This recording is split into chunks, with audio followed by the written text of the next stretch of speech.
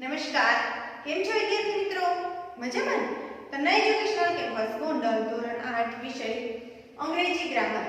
મિત્રો, આજે આપણે અંગ્રેજીમાં ગ્રામરનો અભ્યાસ કરીશું. તો તમારી પાસે ગ્રામર બુક હશે. જુઓ, એમાં પહેલું જ આપણું જે ચેપ્ટર છે એનું નામ છે ધ એડજેક્ટિવ.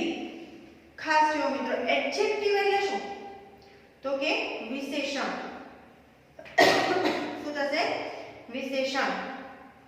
આપણે કોઈને કંઈક કહેતા હોય ગમે ત્યારે તો એમ કહીએ તું તો કેવો છે? ખૂબ ઊંચો છે. તું તો નીચો છે. આ ચોક છે એ કેવો છે? પાતળો છે. તો આ પાતળું એ શું છે? ગુણ છે. શું છે? ગુણ છે.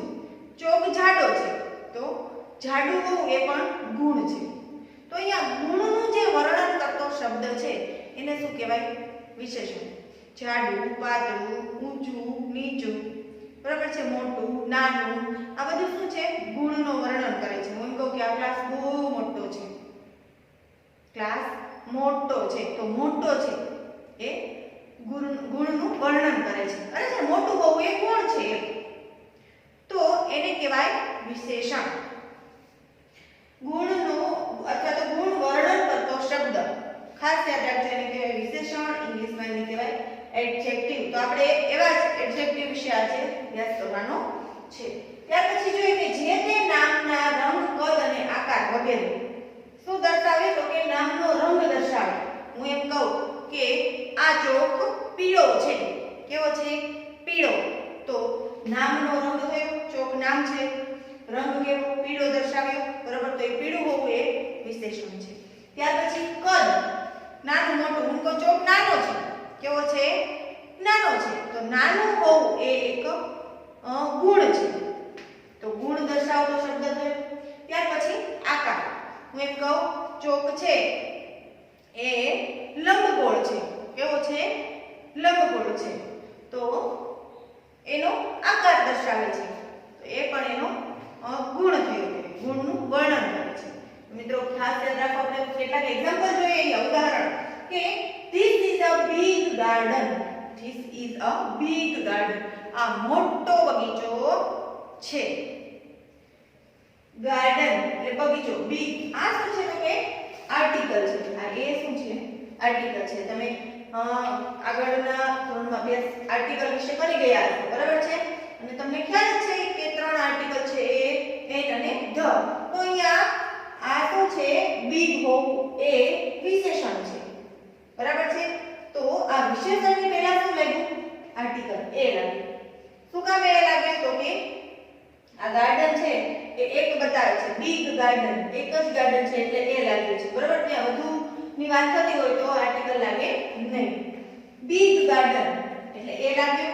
ત્યાર પછી જો that is a white cat. અહીંયા white ની અંદર w છે એટલે અહીંયા પણ એ લાગ્યું છે. વિશેષણ સોરી આર્ટિકલ એ લાગ્યું છે. વિશેષણ શું છે? white, સફેદ. પેલી સફેદ બિલાડી છે. ખ્યાલ આવે છે? ત્યાર પછીનું ઉદાહરણ જોઈએ તો that is an old house. પેલું જૂનું ઘર છે. પણ આર્ટિકલ કયો લાગ્યો? એન. શા માટે? તો કે અહીંયા ઓલ્ડ માં જો ઓ આપેલો છે ને? તો આર્ટિકલના નિયમ મુજબ અહીંયા એન આર્ટિકલ લાગે છે. પણ આર્ટિકલ ક્યારે લાગે છે? તો કે આવા વાક્ય હોય અને ત્યારે વિશેષણની પહેલા આર્ટિકલ લાગે છે. ક્યારે લાગે છે? વિશેષણની પહેલા આર્ટિકલ લાગે છે. જો વિશેષણ નામની પહેલા મુકાયા છે. ક્યાં મુકાયા છે? નામની પહેલા વિશેષણ મુકાયા. આ ગાર્ડન છે નામ છે, કેટ નામ છે, હાઉસ છે એ પણ નામ છે. તો નામની પહેલા આર્ટિકલ મુકાયા છે. ખ્યાલ આવે છે? હવે સોરી વિશેષણ મુકાયા છે. નામની પહેલા વિશેષણ. આ બિગ, વ્હાઇટ અને ઓલ્ડ વિશેષણ છે. આર્ટિકલનો ઉપયોગ થાય છે ક્યારે? તો કે જ્યારે નામની પહેલા વિશેષણ મુકાયેલા હોય એ વિશેષણની પહેલા આર્ટિકલનો ઉપયોગ થાય છે. હવે આપણે જોઈએ બીજા કેટલાક ઉદાહરણ. તો કે this garden is big. જો ખાસ મિત્રો બેનો મીનિંગ કેવો થાય? this is a big garden. આ મોટો ગાર્ડન છે. this garden is big. આ ગાર્ડન મોટો છે. મીનિંગ કેવો થાય છે? સેમ. કાઈ ફેર છે ના? બંનેમાં ગાર્ડનની વાત થાય છે, બંનેમાં વિશેષણ છે મોટું હોવું. પણ ખાસ યાદ રાખજો મિત્રો, અહીંયા શું છે તો કે ક્રિયાપદના અંતે અથવા તો વાક્યના અંતે અને ક્રિયાપદ પછી શું છે વિશેષણ છે ને. જો બિગ છેલ્લે છે, અહીંયા બિગ આગળ છે ને. ગાર્ડનની પહેલા, નામની પહેલા બિગ છે, વિશેષણ પહેલા છે. અહીંયા નામ પહેલા છે ને વિશેષણ ક્યાં છે? પાછળ છે. એટલા માટે અહીંયા કોઈ પણ પ્રકારનો આર્ટિકલ લાગતો નથી. જો નામ પહેલા હોય અને વિશેષણ પાછળ હોય તો આર્ટિકલ લાગતો નથી. ખાસ યાદ રાખજો મિત્રો. એવું બીજું જ ઉદાહરણ જોઈએ. જો અહીંયા that is an old house, sorry, that is a white cat. પેલી સફેદ બિલાડી છે. હવે આપણે અહીંયા લખીએ that cat is white. પેલી બિલાડી સફેદ છે, મીનિંગ સેમ છે. અહીંયા આર્ટિકલ નથી લાગે white ની આગળ, કારણ કે નામ પહેલા છે અને વિશેષણ છેલ્લે છે, અથવા તો નામના પછી છે વિશેષણ. ખ્યાલ આવે છે? તો અહીંયા ક્યારેય આર્ટિકલ લાગશે નહીં. હવે ત્રીજું જોઈએ આપણે ઉદાહરણ. અહીંયા છે that is an old house. પેલું જૂનું ઘર છે. that house is old. પેલું ઘર જૂનું છે. આર્ટિકલ લાગ્યું ના, કારણ કે નામ પહેલા છે, વિશેષણ પાછળ છે. ખ્યાલ આવે છે? તો જો ક્રિયાપદ પછી અથવા તો વાક્યના અંતે વિશેષણ મુકાય છે, મીનિંગ સેમ રહે છે. આર્ટિકલનો ઉપયોગ થતો નથી. અહીંયા ક્યાંય આર્ટિકલનો ઉપયોગ થતો નથી, કારણ કે નામ પહેલા છે, આર્ટિકલ પછી છે. અહીંયા નામ પહેલા છે, વિશેષણ પછી છે. અહીંયા વિશેષણ પહેલા છે અને નામ પછી છે, એટલા માટે આર્ટિકલનો ઉપયોગ થાય છે. ખાસ યાદ રાખજો. તો જુઓ હવે કે આવા જે વિશેષણો છે એ ક્યારેક ઓપોઝિટ અથવા તો વિરોધી પણ હોઈ શકે. દાખલા તરીકે અહીંયા બિગ છે તો બિગ નો વિરોધી સ્મોલ. બરાબર? તો this is a big garden, અથવા તો આપણે એમ કહી શકીએ this is a small garden. તો એ બંને કેવું વાક્ય થયું? વિરોધી. big નું વિરોધી સ્મોલ થયું. તો આવા પણ વિશેષણ ઘણી વખત હોય કે વિરોધી શબ્દ જેને કહેવાય. તો પેજ નંબર જુઓ 4 પર આપણને આપેલું છે કે long, તો એનો વિરોધી છે short. old તો new. અહીંયા આપણે ખાલી એ વિરોધી શબ્દ છે એની તમારે માહિતી ખાલી મેળવવાની છે. હવે પછી જે એક્સરસાઇઝ છે એ આપણે કરીશું. તો ચાલો જુઓ, એક્સરસાઇઝ છે આપણી rewrite the sentences using the opposites of the underline word. એટલે કે અંડરલાઇન વર્ડવાળા, અંડરલાઇન કરેલા જે શબ્દ છે એ શબ્દના વિરોધી શબ્દનો ઉપયોગ કરી અને વાક્ય રીરાઇટ કરવાના છે, એટલે કે ફરીથી લખવાના છે. જો example, Bholu is a thin boy. Thin એટલે પાતળું. તો અહીંયા આપણે Bholu is a fat boy. શું કરવાનું છે તો કે અંડરલાઇન વાળો જે શબ્દ છે એ શબ્દનો ઓપોઝિટ એટલે કે વિરુદ્ધ શબ્દ વાપરવાનો છે, એટલું જ કરવાનું છે, બીજું કંઈ નથી કરવાનું. પ્લસ એ ધ્યાન રાખવાનું કે જો આ જે ફેટ શબ્દ છે એમાં આર્ટિકલ જે લાગતો હોય એ આર્ટિકલ આપણે લગાડવાનો. દાખલા તરીકે અહીંયા ફેટમાં એ લાગે છે એટલે અહીંયા એ લગાડેલો છે. બરાબર? આપણે અહીંયા જો ઓલ્ડ આવતું હોય તો એન લાગશે આગળ. બરાબર? એટલે બે વસ્તુનું ધ્યાન રાખવાનું છે. તો પહેલાં જુઓ, રતન ઇઝ ડિસઓનેસ્ટ મેન. ડિસઓનેસ્ટ એટલે કે અપ્રામાણિક. બરાબર? પ્રામાણિક ન હોય તેવો, ઓનેસ્ટ એટલે કે પ્રામાણિક. તો અહીંયા આપણે લખીશું રતન ઇઝ. હવે જુઓ, ડિસઓનેસ્ટનું ઓપોઝિટ એટલે કે એનો વિરોધી શું થઈ જશે? ઓનેસ્ટ. બરાબર છે? ખાસ યાદ રાખજો મિત્રો, ઓનેસ્ટ. અહીંયા જુઓ એચ ઉચ્ચાર થાય, એચનો ઉચ્ચાર નથી થતો, એચ લખેલો છે પણ સાયલેન્ટ છે. ઓનેસ્ટ કહીએ છીએ તો આગળ આર્ટિકલ એન લાગશે. શું થશે? An. Man. Ratan is an honest man. Ratan છે એ પ્રામાણિક માણસ છે. બરાબર છે? ત્યાર પછી જુઓ, the moon is visible today. Moon એટલે ચંદ્ર, વિઝિબલ એટલે દેખાય તેવું. બરાબર? ટુડે એટલે આજે. ચંદ્ર છે એ આજે દેખાય છે. બરાબર? તો આપણે શું કરવાનું છે? ઇનવિઝિબલ કરવાનું છે. તો લખો the moon is invisible. Invisible today. ત્યાર પછી જુઓ ત્રીજા નંબરનું સેન્ટેન્સ છે વીર વોઝ અ ફુલિશ બોય. ફૂલ એટલે મૂર્ખ હોવું. તો વીર છે એ ફુલિશ બોય છે, તો મૂર્ખ અથવા તો ગાંડો જેને આપણે કહીએ ને, તો એનું વિરોધી શું થાય? ડાહ્યું. તો ડાહ્યાને ઇંગ્લિશમાં કહેવાય વાઇસ. તો લખો વીર વોઝ અ વાઇસ બોય. ડાહ્યો છોકરો છે. ત્યાર પછી climbing a mountain is very easy. પર્વત ચડવો એ ખૂબ સહેલો છે. બરાબર. તો અહીંયા વેરી ઇઝી એનું એનું ઓપોઝિટ થશે વેરી ડિફિકલ્ટ. તો લખો climbing a mountain is very difficult. કે પર્વત ચડવો એ ખૂબ અઘરું છે. ત્યાર પછી જુઓ પાંચમા નંબરનું સેન્ટેન્સ છે look at that ugly bird. Ugly એટલે કદરૂપું ગંદુ હોય એવું. તો અગલીનું વિરુદ્ધાર્થી શું થશે? બ્યુટીફુલ. તો લખો look at that a beautiful bird. ત્યાર પછી જુઓ છઠ્ઠા નંબરનું સેન્ટેન્સ છે Piyush is a tall boy. Piyush છે એ ઊંચો છોકરો છે. તો લખો Piyush is a short boy. ટોલનું વિરુદ્ધી થશે શોર્ટ. ત્યાર પછી જુઓ ધ રિવર ઇઝ એમ્પ્ટી. નદી છે એ ખાલી છે. તો આપણે કહેવાનું નદી ભરેલી છે. તો ધ રિવર ઇઝ ફૂલ. જો અહીંયા આર્ટિકલ નહીં લાગે. ત્યાર પછી જુઓ it is bad to breathe impure air. Bad એટલે ખરાબ. ઇમ્પ્યોર એટલે પ્યોર અશુદ્ધ, ટૂંકમાં પ્યોર ન હોય તેવી અશુદ્ધ. બ્રીથ એટલે શ્વાસ લેવો. એર એટલે હવા. અશુદ્ધ હવા શ્વાસમાં લેવી એ ખરાબ બાબત છે. તો લખો ઇટ ઇઝ. બેડનું વિરોધી શું થશે? ગુડ. Good to breathe. ઇમ્પ્યોરનું શું થશે?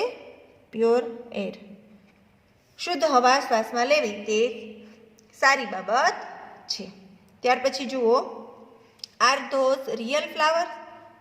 પેલા રિયલ ફ્લાવર છે એટલે કે સાચા ફૂલો છે. તો લખો આર ધોઝ. રિયલનું વિરુદ્ધાર્થી શું થશે? આર્ટિફિશિયલ. તો લખો આર્ટિફિશિયલ ફ્લાવર્સ. છેલ્લે ક્વેશ્ચન માર્ક. ત્યાર પછી જુઓ 10મા નંબરનું સેન્ટેન્સ છે why is that old man tired. Old man એટલે વૃદ્ધ માણસ છે. ટાયર્ડ એટલે થાકેલા હોવું. વૃદ્ધ માણસ છે એ શા માટે થાકી ગયેલા છે? તો લખો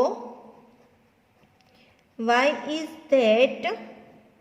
ઓલ્ડનું વિરોધી યંગ. શું થશે? યંગ. Man tired. યુવાન માણસ છે એ શા માટે થાકેલો છે? Vikram was a kind boy. Kind એટલે દયાળુ, માયાળુ. બરાબર. તો એનું વિરોધી શું થશે? ક્રુઅલ. તો લખો Vikram was a cruel boy. That is a costly shirt. આ શર્ટ પેલો શર્ટ મોંઘો છે. બરોબર. તો કોસ્ટલીનું વિરોધી શું થશે? તો કે સસ્તું. તો cheap. That is a cheap shirt. ત્યાર પછી જુઓ Mohanbhai is a poor man. Poor એટલે ગરીબ. તો એનું વિરોધી થશે રીચ મેન. તો લખો Mohanbhai is a rich man. ત્યાર પછી જુઓ Tarak is a lazy boy. Tarak છે આળસુ છોકરો છે. તો લેઝીનું વિરોધી શું થશે? એક્ટિવ. તો લખો Tarak is an active boy. જો અહીંયા ખાસ ધ્યાન રાખજો, એક્ટિવમાં એ છે બરાબર આગળ, એટલે આર્ટિકલ એન લાગશે, એક્ટિવ બોય. ત્યાર પછી જુઓ ક્વેશ્ચન નંબર 2 છે, fill in the blanks with the correct words from the brackets. કૌંસમાંથી યોગ્ય શબ્દ પસંદ કરી અને નીચેની બ્લેન્ક્સ છે, ખાલી જગ્યા છે, એને આપણે ફિલ કરવાની છે. તો જુઓ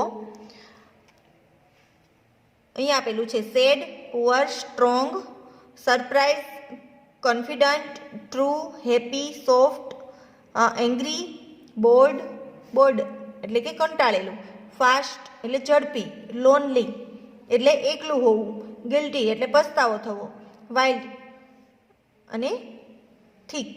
તો જુઓ પેલું, Sagar won the match, he is blank. Sagar match જીત્યો છે, બરાબર, સાગરે મેચ જીત્યો હતો, તો હી ઇઝ, હવે મેચ જીતી જાય, બરાબર, તો એ કેવા હોય, સેડ હોય, ઉદાસ હોય, પુઅર, ગરીબ, શું આવે, બરાબર, તો કે આપણને એક અહીંયા આપેલું છે હેપી, બરાબર, તો કોઈ પણ મેચ જીતી જાય તો એ ખુશ હોય, તો Sagar won the match, he is happy. બીજી ખાલી જગ્યા જુઓ, there is no one at home. અહીંયા ઘર પર કોઈ નથી, બરાબર, સો માટે મીરાબેન ઇઝ બ્લેન્ક. જો હમણાં જ આપણે કર્યું કે લોનલી એટલે એકલું હોવું, બરાબર, એકાંતપણું લાગવું, તો ઘરે કોઈ નથી તો મીરાબેન છે એ એકલા છે અથવા તો એને એકલું લાગે છે. I have got good marks, I have got good marks, મેં સારા માર્ક્સ મેળવ્યા છે, તો મને અથવા તો મને સારા માર્ક્સ મળ્યા છે ખૂબ, તો આઈ એમ સરપ્રાઇઝ, કારણ કે ખૂબ સારા માર્ક્સ મળે ત્યારે તમને સરપ્રાઇઝ મળે છે, બરાબર, સરપ્રાઇઝ, આઈ એમ સરપ્રાઇઝડ. ત્યાર પછી જુઓ, આનંદ laid to his mother. Laid એટલે ખોટું બોલવું, આનંદ છે એના મમ્મી સાથે ખોટું બોલ્યું અથવા એના મમ્મીને એણે ખોટી વાત કરી, બરાબર, તો ખોટું બોલે તો પછી શું થાય, હી ઇઝ ફિલિંગ ગિલ્ટી, એટલે કે પછી એને પસ્તાવો થાય છે, શું થાય છે, ગિલ્ટી એટલે કે પસ્તાવો.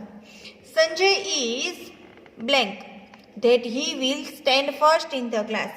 સંજય છે એને કોન્ફિડન્ટ છે એટલે કે વિશ્વાસ છે એને કે એ ક્લાસમાં ફર્સ્ટ આવશે, confident. We are blank of sitting in the house. We are blank of sitting એટલે બેસવું, ઇન ધ હાઉસ ઘરે બેસીને કંટાળી જવું, બરાબર છે, બોર્ડ એટલે કંટાળો. We are board of sitting in the house, ઘરે બેસીને અમે કંટાળી ગયા, બોર્ડ. અત્યારે જે તમારી હાલત છે તે જ છે ને એવું અત્યારે, બરાબર. Are there blank animals in the zoo. Wild, બરાબર, વાઇલ્ડ એટલે જંગલી, તો are there wild animal in the zoo, તો કે ઝૂમાં પ્રાણી સંગ્રહાલયમાં જંગલી પ્રાણી છે.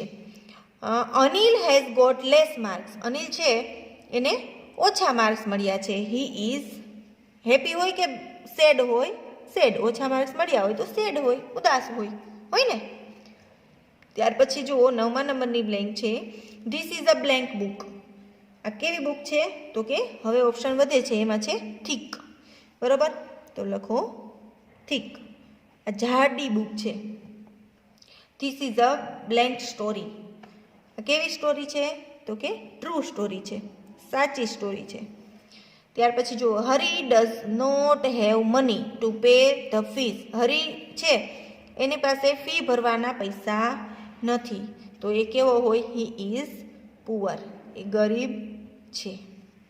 The teacher is blank with the naughty boy. Naughty boy એટલે તોફાની છોકરો, તો ટીચર છે એના ઉપર શું થાય, કરે, ગુસ્સો કરે ને, તો ટીચર ઇઝ એંગ્રી. એંગ્રી એટલે ગુસ્સો. The grass in the garden is. Grass એટલે કે ઘાસ. ગાર્ડનનું ઘાસ જે છે એ કેવું હોય, ગાર્ડનમાં સોફ્ટ સોફ્ટ હોય, તો soft. Vinay is a blank boy. Vinay છે એ કેવો ખાલી જગ્યા છોકરો છે. હી ઇઝ નોટ વીક, એ નબળો નથી, એટલે એ કેવો હોય, સ્ટ્રોંગ હોય. કેવો બોય છે, સ્ટ્રોંગ. ત્યાર પછી Ram is a blank runner. એ કે રામ છે એ ખાલી જગ્યા રનર છે. He will win the race, એ એ રેસ જે છે એ જીતશે, બરાબર છે. તો કેવો રનર હોય તો રેસ જીતે? તો કે ફાસ્ટ રનર. કેવો રનર છે? Fast runner.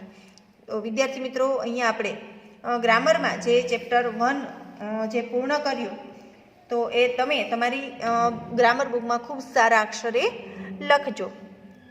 નેક્સ્ટ સેશનની અંદર આપણે ચેપ્ટર 2 તરફ આગળ વધીશું. અસ્તુ. જય મહાદેવ.